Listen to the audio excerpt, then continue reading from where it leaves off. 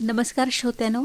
लोककलेचा वारसो जपत सिंधुदुर्गातील पहिलो दशावतार मंडळ उभ्या करणारे अभिनय, दिग्दर्शन आणि समाजकार्य असू देत, महिला सक्षमीकरण सुद्धा या सर्व क्षेत्रात आपली वेगळी ओळख निर्माण करणाऱ्या मालवणी सम्राज्ञी अभिनेत्री अक्षता अनिल कांबळी आज आपल्या भेटी केल्या असत. अनेक शॉर्ट फिल्म, टीव्ही मालिका, चित्रपट आणि मालवणी कलाकार असून ते बॉलिवूडमध्ये सुद्धा चमकले असत. त्यांना राज्यस्तरीय महाराष्ट्र राज्य महिला आयोग पुरस्कार आणि 1 मे 2026 रोजी पुण्यश्लोक अहिल्याबाई होळकर पुरस्कार त्यांना देण्यात इलो असा. असे अनेक पुरस्कार त्यांनी मिळवले असत. चला जाणून घेऊया त्यांच्याविषयी. अक्षताताई, नमस्कार. नमस्कार. आकाशवाणी सिंधुदुर्ग नगरी केंद्राच्या स्टुडिओमध्ये आपला खूप खूप स्वागत असा. धन्यवाद. ताई, आपल्या बालपणापासूनच कलाक्षेत्राकडे ओढ तुमची कशी निर्माण झाली? मराठी शाळेत असताना कार्यक्रमातनं भाग घ्यायचो आम्ही. सरस्वती पूजन वगैरे काय असायचं त्यावेळी माझे जे शिक्षक असायचे ते प्रत्येक वेळी मग असं पुरुषाचंच सगळं काम द्यायचे. बरं. हां, म्हणजे मी मुलगी असून पण मका मुलांची कामं द्यायची आणि त्याच्यातून मका ती अशी आवड निर्माण झाली. शाळा कॉलेज असेपर्यंत ठीक आहे. नंतर लग्न झाल्यानंतर त्याच्यात गॅप पडलो, मुलं झाली, संसार सुरू झालो आणि आता 2005 मध्ये चंद्रशेखर उपरकर यांनी एक जाणता राजा महानाट्य लिहिला बघा, कणकवली. त्या कलाकारांची एक संस्था निर्माण केली, शिवाई अकादमी म्हणून. आणि त्या महानाट्यात माझ्या मोठ्या मुलांनी काम केलेला होता. मग पालक म्हणून मी त्यांना जॉईन झाले त्यांच्या संस्थेत. आणि त्यांच्या एक डोक्यात कल्पना येईल चंद्रशेखर उपरकर की असं महिलांचं आपण वेगळा काहीतरी केला तर. मग ज्यावेळी दसऱ्यात दांडियांचे कार्यक्रम असतात त्यावेळी त्या कार्यक्रमांच्या निमित्तानं त्यांच्या एक कल्पना डोक्यात येईल की महिलांनी दशावतारांचे कपडे परिधान करून एक असं काहीतरी दांडियाचा कार्यक्रम करा.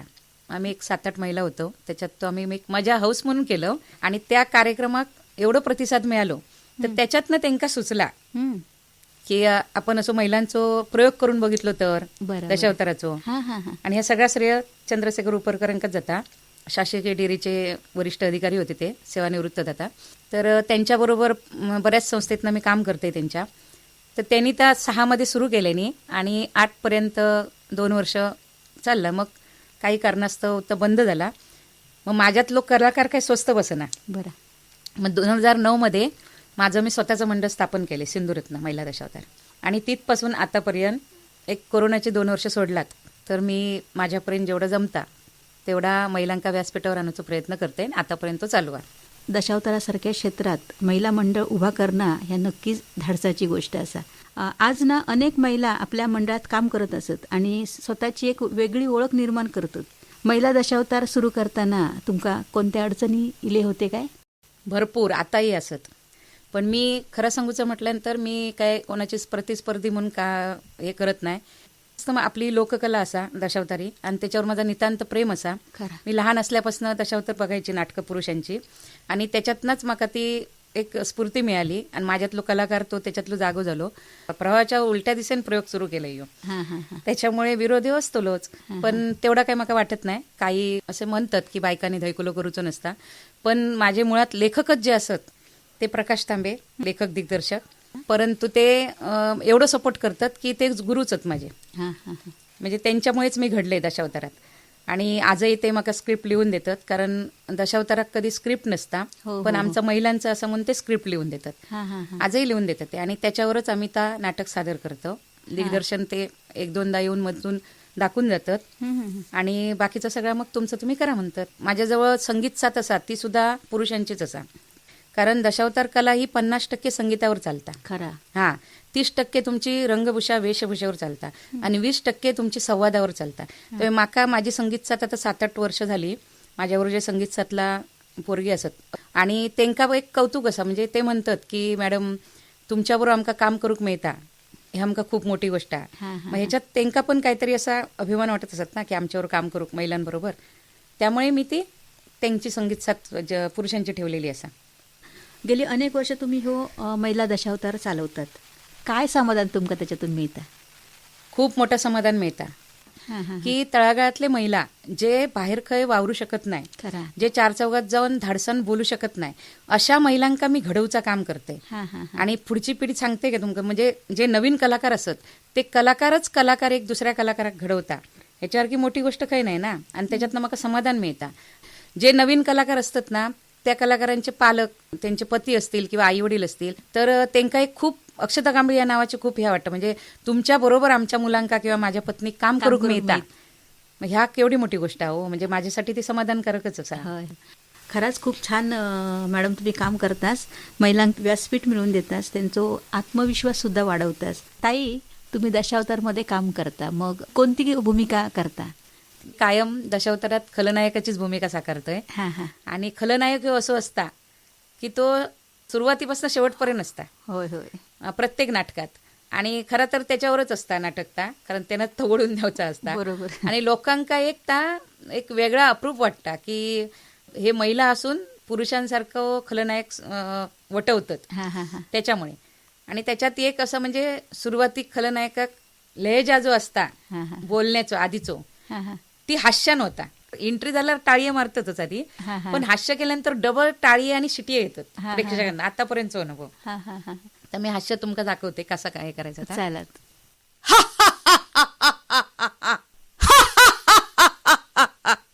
गगनाच्या भव्य प्रांगणात श्यामल मेघांच्या कर्णभेदी गडगडाटाने ज्याप्रमाणे आसमंत दुमदुमून जावा, त्याचप्रमाणे तुम्ही केलेलं टाळ्यांचं स्वागत पाहून मन कसं प्रसन्न होत आहे. ह्यो एवढं डायलॉग झालो ना की खरोखरच आणखी टाळ्यांचं गडगडाट होता समोरसून. आणि मग प्रेक्षकांना मग बक्षिसांची रांग लागता. मस्तच वाटलं असं ऐकून तुमचं हे डायलॉग. आता माका सांगा, चित्रपट, मालिका आणि वेब सिरीजमध्ये काम करताना कोणतो अनुभव तुमका असो खास वाटलो? खरा सांगूचा म्हणजे कॅमेऱ्यासमोर मी खूप कठीण परिस्थितीत गेले. हा, हा, हा. महिला दशावतार करताना एक मी ऑडिशन दिलेलं आहे कणकवली नगर पंचायतमध्ये हा, हा, हा. चित्रपटासाठी. आणि नदी वाहते म्हणून संदीप सावंतांचं चित्रपट. तर त्या याच्यात म्हणजे परिस्थितीत नव्हती मी त्या चित्रपटाचा शूट करण्याची, पण माझ्या मिस्टरांका त्यावेळी नाकाचं कॅन्सर झालं 2012 आणि त्यांचे सारखे फोन येत होते. तर मी त्यांना 2-3 वेळा नाही म्हणून सांगितलंय. चौथ्या वेळी जेव्हा फोन येलो त्यावेळी माझे पती केमो घेऊन येलेले होते घराकडे, आणि मी मागच्या बाजूक काही असताना त्यांनी मोबाईल उचलल्याने फोन आणि सांगितल्याने की तिका तारखे देवा येतली म्हणून. म्हणजे ज्यावेळी माका समजलं त्यावेळी माका अजबच वाटला. मी म्हटलं हो, ह्या परिस्थितीत कसं काय जायचं का, माझी इच्छा असा तो मोठ्या पडद्यावर चमकताना माका बघूचा असा. ती एक गोष्ट मी अशी मनात ठासून भरलंय की आपल्या नवऱ्याक आपल्यात दिसता काहीतरी कलागुण आणि ते त्यांका बघूचे असत. मग त्याच्यासाठी आपण मनावर आपण एक मोठा दडपण असताना पण त्याच्यातनं बाहेर पडान ती कला सादर करूच्या. मग मी तसेच त्यांका नदीवातेसाठी 7-8 दिवस दिलंय वेगवेगळ्या ठिकाणी जाऊन सिंधुदुर्गात. आणि ती माझी पहिली खरी सुरुवात झाली. आणि तो अविस्मरणीय क्षण तसो, म्हणजे त्या परिस्थितीत मी त्या त्यांना शूट करून दिले नदीवातीचं. आणि त्याच्यानंतर मग मी आतापर्यंत कॅमेरासमोर गेले तर मागे वळून बघितले नाही, चालूच असं आतापर्यंत. तुम्ही ते धाडसा निर्णय घेतलात आणि ह्यासाठी तुमच्या पतीची म्हणजे तुमच्या नवऱ्याची साथ होती, आणि ह्या महत्वाचाच असतं खरा. हो, कोणत्याही बाईसाठी. आतापर्यंत जेवढे पुरस्कार मिळाले आहेत आणि ज्या ज्या ठिकाणी मी चमकलंय त्याचं सगळं श्रेय माझ्या पतींकाच जाता, कारण त्यांच्यामुळेच मी इथपर्यंत येऊन पोचले. व्हेंटिलेटर आणि मुंबई सागा यासारख्या चित्रपटांमध्ये सुद्धा तुमका काम करताना काय अनुभव इलो तो आमच्या श्रोत्यांका सांगा. खरोखरच मोठा प्रश्न विचारलात, कारण खरं तर माझं कलाकार म्हणून माझी जी ओळख झाली ती व्हेंटिलेटरमुळेच झाली. आताच तुमका मी म्हटलंय की पहिलो चित्रपट माझं नदी वाहते, त्याच्यानंतर मी शाली केलंय, अंगाई गीत केलंय. आणि एक मालवणी कलाकारांनी आम्ही कणकवलीतल्या भिकू म्हणून एक चित्रपट केलेलो. एक शशिकांत कांबळी आमचेच असत, तर त्यांनी दिग्दर्शन केलेलो. त्यांनी एक अभ्यासासाठी तो चित्रपट केल्यानी आणि त्यात माझी शिक्षिकेची भूमिका होती. आणि माका तसो कॅमेऱ्याचं 2-3 चित्रपट केले तरी एवढं अनुभव नाही, आणि त्यांनी तर माझ्याकडनं कळवून घेतले नाही तसा, अगदी प्रोफेशनल कलाकार असताना तसो. आणि तो युट्यूबवर ट्रेलर जो गेलो, तो ट्रेलर आता कास्टिंग डायरेक्टर म्हणून दिग्दर्शक म्हणून ज्यांचं नाव गाजता महाराष्ट्रभर, रोहन मापुसकर, त्यांनी बघितले नाही. आणि त्यांनी तो माझा नंबर शोधून काढून माका झूच्या स्टुडिओत बोलवून ऑडिशन घेतले. ऑडिशन म्हणजे काय ह्या माका रोहन मापुसकरांमुळेच कळला. खरं चित्रपट सृष्टीतले गुरु माझे तेच असत, त्यांच्यामुळे मी इथपर्यंत म्हणजे ह्या क्षेत्रात माका अनुभव येईल, समजलं. शिकाक मिळाला. मग त्याच्यानंतर तो बघून त्यांनी मला व्हेंटिलेटरची निवड केल्याने. हा हा हा आणि एक गावातला सरुवहिनी म्हणून कॅरेक्टर होता, श्रीवर्धनला आणि कोहिनूर हॉस्पिटलला कुर्ल्याक हा हा हा 2 ठिकाणी शूट झाला होता. आणि त्या ह्याच्यात खूप माझं म्हणजे तेव्हा सुद्धा खूप तो म्हणजे टर्निंग पॉईंटच ठरलो माका कलेसाठी. कारण मिस्टरांचं कॅन्सर होऊन गेलो तरी त्यांची ट्रीटमेंट चालू होती मध्ये मध्ये, आणि त्या स्थितीत तेव्हा पण मी त्यांना तसाच येऊन जाऊन एवढ्या लांब शूट पूर्ण करून दिलं आहे. आणि तिथून मग म्हणजे एक आत्मविश्वास निर्माण झालो. आणि मुंबई सागाचं म्हणाल तर खरोखरच पोटात गोळो इल्लो तेव्हा. कारण मराठी सृष्टीसारख्या नाही, चित्रपटसृष्टीसारख्या नाही, हिंदीत मोठे क्रेन लावलेले 4 बाजून कॅमेरे होते. आणि माका वाटलं आता मी बोलतलंय की नाही, म्हणजे एवढी भीती असता. कारण समोर सगळे दिग्गज कलाकार होते. ऍक्च्युली त्यांना कधी मी बघलेला पण नव्हता, संवाद बोलूचे होते. मग मी असं मनातल्या मनात म्हटलं आता चुकता नाही. आणि ते डिरेक्टर इले त्यांनी म्हटले, दीदी एक बार बोल के देखो. मग मी डायलॉग बोलले ते, फिर से बोलो. मग परत बोला टेक ओके. अरे मग त्यावेळी आश्चर्यच वाटला. म्हणजे मी अगदी सहज बोलून गेलोय तो, अभिनयचा कायच प्रश्न नव्हतो. आणि त्या ह्याच्यात टेक ओके म्हटल्यानंतर खरोखरच म्हणजे असं मला स्वतःबद्दल वाटलं, अरे आपण एवढं करू शकतो हिंदीत. आणि ह्या सगळ्या श्रेय रोहन मापुसकरांकाच जाता. म्हणजे ते एक खूप आठवणीतले गोष्टी आहेत ते हिंदीत काम करणं म्हणजे. ह्या अनुभवातून खूप शिकाक मिळता. शिस्त आणि मेहनत आणि अभिनयातील बारकावे तुमका जवळून अनुभवता येलेत ना. होय. तर ताई सांगा, रात्रीस खेळ चाले ही प्रेक्षकांच्या खूप जवळची अशी ही मालिका होती, आणि या मालिकेत काम करतानाचा अनुभव तुमचं कसं होतं? रात्रीच खेळ चालले त्याच्या आधी मी गावगाता गजलीमध्ये काम केलेलं आहे. सुनील भोसलेच प्रोड्युसर होते. 31 डिसेंबरचं एकच एपिसोड केलं आणि तो इतकं चाललो तर ते चॅनलवाले पण खुश झाले. मग त्यामुळे त्या सुनील भोसलेंका माहिती होता की हे का बाबा कलाकार उत्तम असत, म्हणून रात्रीच खेळ चालेमध्ये छायाच्या सासूचं रोल माका त्यांनी दिले. तो असो गाजलो तो सुद्धा. मग त्यामुळे तो एक वेगळा आनंद होतो माका, असं आपल्या एवढ्या चांगली भूमिका करूक मिळाली म्हणून. प्रेक्षकांकडून सुद्धा तुमका त्याच्यात खूप प्रेम मिळालाच असा. हो मॅडम, नवे लक्ष आणि वेतोबा सारख्या मालिकांमध्ये पण सुद्धा तुम्ही काम केलात, आणि ह्या काम करताना तुमका नवीन काय शिकाक मिळाला? नवे लक्षात तर खूप नवीन शिकाक मिळाला नावाप्रमाण.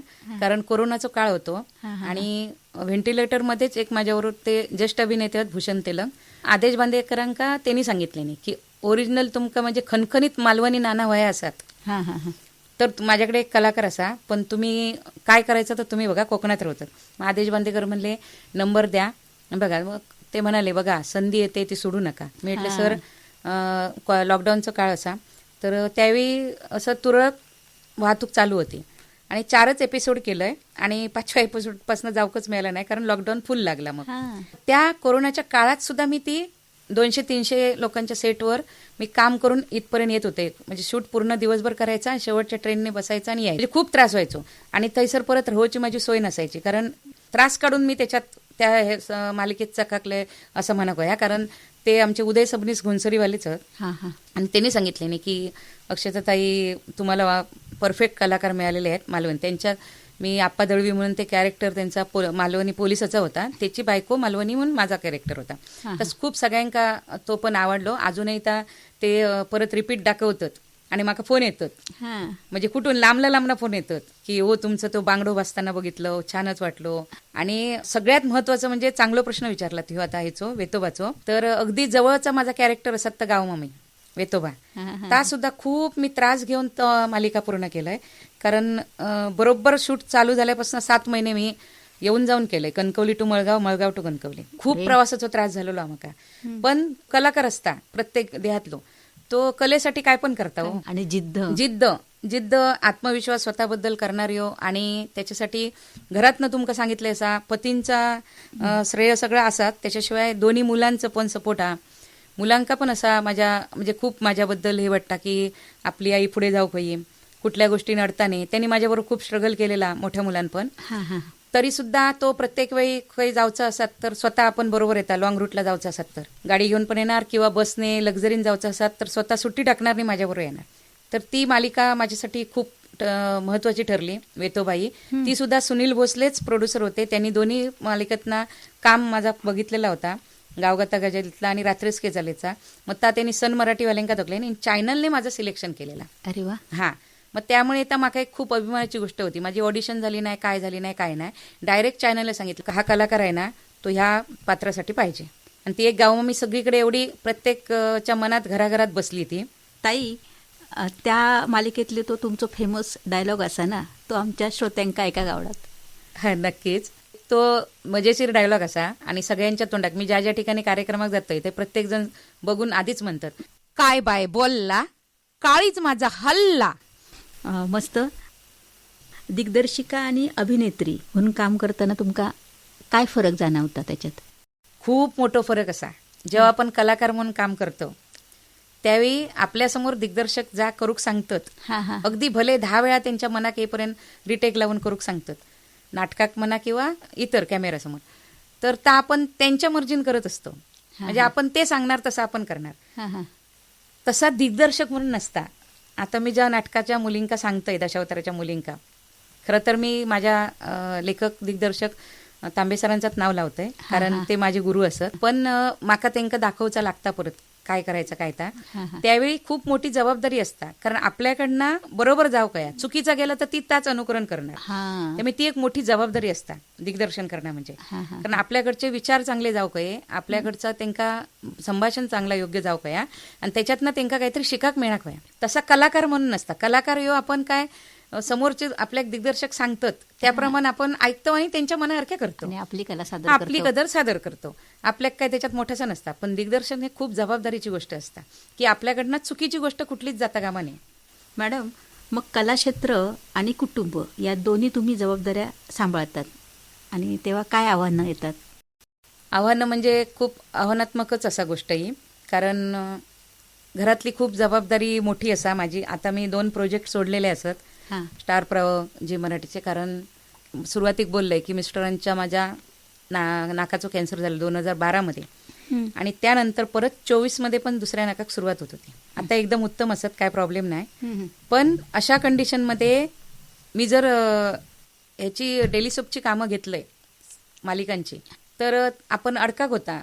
म्हणजे जवळजवळ 2 ते 3 महिने कुठे पण जाऊन थांबायचा. मग त्याच्यात घराकडे दुर्लक्ष होता, त्यांच्या जेवणाचे प्रॉब्लेम होतात. त्यामुळे मी असं ठरवलंय की चित्रपट इले 2-3 दिवसाचे ठीक असतात, ॲडजस्टमेंट करून काहीतरी आपण जाऊ शकतो, पण कंटिन्युटीची कामं मी घेत नाही. त्याच्यासाठी माझं दशावतार योग्य वाटतं माका, कारण दशावतारात कलाकार पण आपल्यामुळे घडतात आणि आपल्या सोयीप्रमाणे आपण कधी पण त्या तालीम घेऊची असतात तेव्हा घेतो. आणि प्रयोग काय रात्रीचे असतात, ते स्वतः बरोबर असतात माझ्या, त्यामुळे काय प्रश्न नसतात. आणि बाकी तुम्ही म्हटलात तर कुटुंबाचं म्हटलात तर मुलांची खूप सपोर्ट आहे. तुमच्या आयुष्यात सर्वात भावनिक क्षण कोणतं होतं? भावनिक क्षण आनंदाचे पण असत आणि दुःखाचे पण असत. दोन्ही मुलं माझी सॉफ्टवेअर असत पुण्यात. आता सुनबाई असत, ती सुद्धा इंजिनियरच असा. पण मोठ्या मुलांनी खूप स्ट्रगल केलं. ज्यावेळी कॅन्सर ट्रीटमेंट यांची त्यावेळी चालू होती 12-13 मध्ये, त्यावेळी मोठं पोरगो माझं इंजिनिअरिंगच्या 3ऱ्या वर्षात होतो, आणि त्यावेळी खूप आर्थिक काय सामर्थ्य नव्हतं माझं. त्यावेळी खूप परिस्थिती डाऊन होती, आणि एक वेळ अशी यायची की त्याचे मेसचे भरलेले पैसे पण काढूचे लागायचे. आणि मग मी परत भरेपर्यंत तो 3 वेळ वडापाव खाऊन राहायचो. म्हणजे एवढा त्यानं स्ट्रगल केलेला असा. त्याच्याबरोबर आनंदाचं पण क्षण होतो माझ्या त्या काळात, की ते का त्या 7व्या सेमिस्टरला 3 कंपनी जॉईन झाले. म्हणजे एवढं सगळ्या सुद्धा एवढ्या ह्याच्यात पण त्यांना माझ्यावर स्ट्रगल करून पण तेवढा अभ्यास करून ते का 3 कंपनी जॉईन झाली. मग ते खूप आनंदाचं होतं, आमच्यासाठी आनंदाचा क्षण होतो तो. भावनिक म्हणजे 12-13ची 2.5 वर्षाची ट्रीटमेंट पूर्ण करून 14 मध्ये स्वतःहून ते म्हणाले की मी कामावर हजर राहणार. एसटी डेपोत होते ना मिस्टर, तर त्या एसटी डेपोवाल्यांनी इतकी मदत केली माका की त्यावेळी तातडीचं लोन वगैरे त्या DC साहेबांनी घरी येऊन फॉर्म भरून ते सगळे दिलेलेच. आणि त्यांचे बरोबरचे जे मेकॅनिकल लोक होते मित्र त्यांचे, त्यांनी सुद्धा खूप त्यावेळी आधार खूप दिल्यानी. आणि त्या ह्याच्यात ते स्वतः म्हणाले की मी जा काम करतोय त्याच काम मी परत मेकॅनिकलचा करणार. त्यावेळी एक मनातून असं वाटलं. माझ्या मुलांका मी 2 मुलांका बसवलंय पुढ्यात आणि सांगितलंय की कॅन्सर झालेला बाप परत नोकरी करून तुमचं शिक्षण पूर्ण करणार, त्याची जाणीव ठेवायची. ती जाणीव माझ्या 2 मुलांनी ठेवल्यानी, आणि आज 2 मुलं माझी चांगली व्यवस्थित सेटल असत. ही खूप भावनिक जवळची गोष्ट आहे माझ्या. हृदयस्पर्श अनुभव तुम्ही सांगितलात आमका. समाजकार्य आणि महिलांसाठी तुम्ही नेमका काय करतास? समाजकार्य म्हटलात तर गेली 10 वर्ष सिंधुरत्न ग्लोबल फाउंडेशन कणकवली माझं फाउंडेशन स्वतःचं असा. ज्या समाजात आपण राहतो त्या समाजाचा काहीतरी आपण घटक असतो आणि त्या समाजासाठी काहीतरी आपण देणं लागतो. मग अशा परिस्थितीत ज्यावेळी पितृपक्ष वगैरे येतात त्यावेळी घरात मोठे महाळबीळ न घालता हे गेली 10 वर्ष मी अद्वैत फाउंडेशनचं द्विजाश्रम शेट्टे सर चालवतात ते, तर त्यांच्या एकदा संपर्कात येईल मी आणि गेली 10 वर्ष मी पितृपक्षात अन्नदान करते. ते तिथे जवळजवळ 60-65 आजी आजोबा आहेत. खूप म्हणजे खूप भारावून जातात. तिथे गेल्यानंतर आम्ही मालवणी असंच काहीतरी त्यांना मी काहीतरी करून दाखवतोय. त्यामुळे खूप हसतात बिचत खूप आनंदात राहतात ते. आणि की समाजकार्य महिलांचं म्हटलं तर त्यामुळे काही प्रॉब्लेम जर असे महिलांचे झाले घरात, माझ्याजवळ मी समोरासमोर बसवतोय जे कोण असतील त्यांना आणि ते प्रॉब्लेम मी सॉल्व्ह करते. त्यांचे गैरसमजातून झालेलं असतात, कुठल्या तरी तिरात व्यक्तीने काहीतरी सांगितलेलं असता, प्रश्न सोडवलाय आणि बरीच कुटुंब एकत्र केले. आणि नाहीच समजा झाला तर महिला सबलीकरणचे जे कणकवली पोलीस स्टेशनला असत त्या महिलांकडे मी पाठवते. कारण मी काय तर रजिस्ट्रेशन केलेलं आहे. मी गेली 8 वर्ष काम करते विना मोबदला. मी एक समाजकार्य म्हणून करते. तर ह्या एक समाजकार्य करताना मला खूप समाधान मिळतं की आपल्यामुळे 2 कुटुंब परत एकत्र होतात, 2 जीव एकत्र होतात. अंत माझ्यासाठी खूप मोठा असा खूप समाधानाची बाब असं आणि तुम्ही जर कार्य करतास ना तर खूपच चांगला सगळ्या महिलांसाठी आणि समाजासाठी. ताई, 1 मे 2026 रोजी पुण्यश्लोक अहिल्याबाई होळकर तुमका पुरस्कार प्राप्त झालो असा आणि असे अनेक पुरस्कार तुमका मिळालेले असत. आणि असे अनेक पुरस्कार मिळाल्यानंतर तुमका काय वाटतं? जबाबदारी वाढल्यासारखी वाटता का? निश्चितच. कारण जेव्हा असे पुरस्कार मिळतात ना त्यावेळी 7 मार्चला ते महिला आयोगाचं म्हणजे अचानकच मका असं धक्कोच बसलो. ओरसमधून मका महिला बाल समितीतनं फोन गेलो आणि PDF पाठवले की असं असं तुमची निवड झालेली आहे आणि तुम्हाला आज निघायचं आहे. म्हटलं काय रत्नागिरी चिपळूणात जातात तसं काय सांगतास? तर काटकर सर आमचे आहेत, भिकाजी काटकर सर, ते म्हणले मॅडम आलेल्या संधीचा फायदा घ्यायचा, तुम्हाला निघायचंच आहे. म्हटलं सर मुंबईत जाऊ सांगतास? तर नाही जावाच म्हणले. मग आदल्या दिवशी 3 वाजता फोन केले नाही मका 6 तारीखला. मग मुलाक लगेच पुण्यात फोन केले मी, मोठ्या मुलाक. तो म्हणलो तू निघ तिकडून. आणि दुसऱ्या दिवशी ते मग तो पुरस्कार दिले. आणि खूप म्हणजे अगदी भरा निला मका की आपली शासनान 20 वर्षांनी दखल घेतली. कारण मका पुरस्कार तो दशावतारासाठी मिळालो. महिलांचं दशावतार पहिलं सुरू केलंय मी ना सिंधुदुर्ग जिल्ह्यात. मग त्याच्यासाठी पुरस्कार मिळालो. आणि अहिल्यादेवी होळकर हे पुरस्कार समाजकार्य आणि महिला दशावतारासाठी त्यांनी पण जानेवारी 26 मध्ये PDF टाकले. आणि खरोखरच त्या PDF इल्यानंतर मला आश्चर्यच वाटली. मग तो त्यांनी 26 जानेवारी देणार होते, आचारसंहितेमुळे तो 1 मे दिले. पण खरंच सांगते असे जेव्हा मोठे पुरस्कार मिळतात त्यावेळी हृदय धडधडतं आतून. कारण आपल्याकडे ना लक्ष लागतं लोकांचं अधिक की हे पुरस्कार घेतले नाही, आता आणखी ह्याच्यापेक्षा चांगली कामं हो काही ही आपली जबाबदारी वाटते. आणि आतून आनंद होत असलो तरी पण तेवढीच भीती पण वाटतं. कारण आपण ज्या समाजासाठी करतो त्या काहीतरी योग्य करतो म्हणून आपली दखल घेतली जाता, तर ती कायम त्याच्यात सातत्य राहावं वया ही काळजी वाटतं. त्यासाठी आपण सतर्क राहून जेवढा चांगला जमात महिलांसाठी तसं नाही समाजासाठी जेवढा समाजात आपल्या चांगला करूक मिळत तेवढा कार्य करूची जबाबदारी वाढता. खरा मॅडम. ताई, पुढील काळात कोणती स्वप्न तुम्हाला पूर्ण करायची आहेत? हीच कला क्षेत्रातलीत की आपण हयात असेपर्यंत जेवढे आपल्यामुळे कलाकार नवीन पुढच्या पिढीचे घडतील तेवढे घडवण्याचं काम करणार माझं एक तर स्वप्न असा. आणि जेवढं जमता तेवढं आपली लोककला असा कोकणची दशावतार ती जी जशी जिल्ह्यात मी पहिली सुरू केलंय तशी पुढच्या पिढीन ही पुढे चालू ठेवायची हे माझं स्वप्न असा. त्याच्याशिवाय इतर पण काय चित्रपट प्रसार माध्यमातून माझं पण काम चालू असता. वेब सिरीज असू देत, शॉर्ट फिल्म असू देत. तर अशा याच्यात पण पुढे पुढे चालू ठेवायचा. कारण नवीन नवीन कलाकारांका संधी दुख मिळता महिला कलाकारांका. खूप मस्त असं तुमचा स्वप्न असा मॅडम तर पूर्ण होऊ देत आणि होणारच असता. आजच्या नवोदित आणि महिला कलाकारांका तुम्ही काय संदेश देशाल? नवोदित कलाकारांका एवढंच संदेश देईन की कुठलीही गोष्ट सहजासहजी मिळत नाही आणि ती सहजासहजी मिळालेली गोष्ट जास्त दिवस टिकत नाही. त्यामुळे स्ट्रगल करतलास जेवढा आणि स्वतःवर संयम ठेवतलास त्याच्यातनंच तुमका भरपूर काय म्हणजे टिकाक मिळतला आणि शिकाक मिळतला. की जेव्हा तुम्ही कला सादर करतास तेव्हा कलाकार म्हणून तुमका कला नाही इली तरी चलत पण तुमच्यात संयम असताना तो कायम राहावा कोय.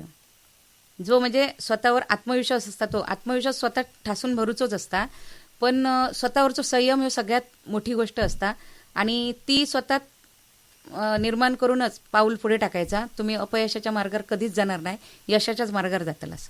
अक्षताताई, आज आपल्या संघर्ष, कलाप्रवास, महिला दशावतार आणि समाजकार्याविषयी मस्त संवाद साधता येईल तुमच्याबरोबर. लोककलेवर प्रेम करत अनेक महिलांका व्यासपीठ मिळवून देण्याचा आपला काम खराच खूप प्रेरणादायी असा. आपल्या पुढच्या वाटचालीक आमच्याकडून खूप खूप शुभेच्छा. धन्यवाद. खूप खूप आभार आकाशवाणी सिंधुनगरीच्या केंद्राचे आणि तुमचे सगळ्या कर्मचाऱ्यांचे, कारण तुम्ही आठवणीन माझ्या कलेची दखल घेतलात आणि हैसर येऊन माका माझ्या मनातले विचार मांडण्याची संधी दिलात. त्याबद्दल पुन्हा एकदा तुमचे धन्यवाद म्हणते. पुन्हा भेटूया अशाच एका व्यक्तिमत्वासोबत. तोपर्यंत मी आता रजा घेते. नमस्कार.